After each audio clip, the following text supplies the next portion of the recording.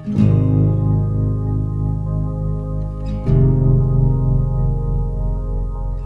2019, une année record, 433,5 millions de voyageurs, assez extraordinaire puisqu'on a augmenté entre 2009 et 2019 notre taux de fréquentation de 50%, ce qui est vraiment remarquable et extraordinaire. En plus de ça, on a un taux de satisfaction client de 7,1 sur 10, qui est vraiment aussi une grande reconnaissance du travail que nous avons fait, ce qui évidemment encourage tout le monde à la STIB à continuer et à rester le mode de transport préféré des Bruxellois, ce qui est très important. Évidemment, dans cette période de Covid, au moment où on enregistre ceci, les perspectives pour les années futures ne seront pas aussi ambitieuses que celles que nous avions espéré pouvoir annoncer avant la crise, c'est-à-dire au début de l'année 2020. On constate un engouement pour le transport public à Bruxelles. Et pourquoi? Parce que nous essayons tout le temps de coller à la demande de nos clients, de répondre avec anticipation à ce qu'ils attendent, c'est-à-dire plus de confort. Sans doute qu'on répond aussi à leurs soucis d'urgence climatique. On répond aussi au fait qu'ils n'aiment pas et n'aiment plus venir en voiture et être coincés partout à Bruxelles dans les files. Nous sommes vraiment tout à fait conformes à ce qu'ils demandent et ce qu'ils attendent, et c'est sans doute ce qui est le plus important. Et c'est comme ça qu'on va continuer à croître et à grandir, c'est en mettant la préoccupation et la demande du client au centre de notre action.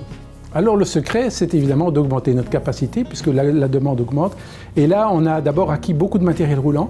On a d'abord acquis des nouveaux bus, des bus électriques.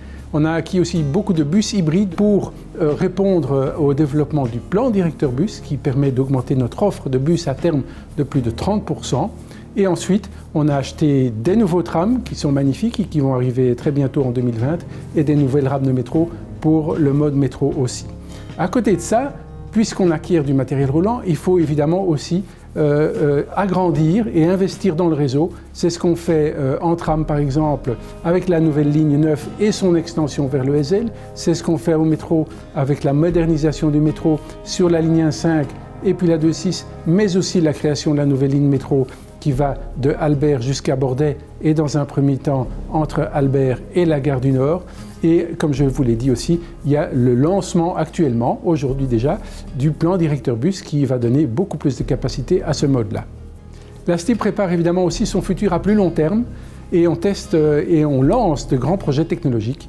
Alors il y a évidemment ce que tout le monde a vu, c'était le lancement de la navette autonome. On l'a testé dans le parc de Woluwe, on l'a testé dans le campus Solvay et c'est un enseignement très intéressant sur ce type de technologie. À côté de ça, et ce sera beaucoup plus visible pour nos clients, nous aurons la technologie EMV, c'est-à-dire un paiement sans contact, aussi bien dans les stations de métro que dans nos véhicules. Il suffira au client de présenter sa carte de banque devant le valideur et son trajet sera payé. Et enfin, un autre projet très important aussi à plus long terme, c'est l'étude des technologies liées à l'hydrogène pour la propulsion des bus. Et là-dessus, nous sommes déjà assez loin. Nous avons un accord avec l'ULB pour faire l'étude de la logistique de l'hydrogène et nous sommes en passe d'acquérir un bus test à l'hydrogène et voir son comportement dans la ville. Alors, la mobilité va changer de concept. La mobilité ne sera plus seulement offrir pour la STIB du tram, du bus et du métro, mais on va agrandir ce concept et on va offrir une expérience de mobilité aux gens. Et ça va se faire à travers une plateforme qu'on appelle le MaaS, Mobility as a Service, qui va pouvoir intégrer l'ensemble des acteurs de mobilité et pouvoir offrir aux gens une solution pour leur trajet d'un point A à un point B, qui intégrera certes la STIB, mais aussi, par exemple, un peu de vélo, du taxi, de la trottinette, du train, et qui leur permettra d'avoir une vision intégrée de leur déplacement. Nous avons lancé une plateforme de ce type test maintenant, aujourd'hui, cette année, pour avoir une solution définitive fin de l'année prochaine ou début 2022.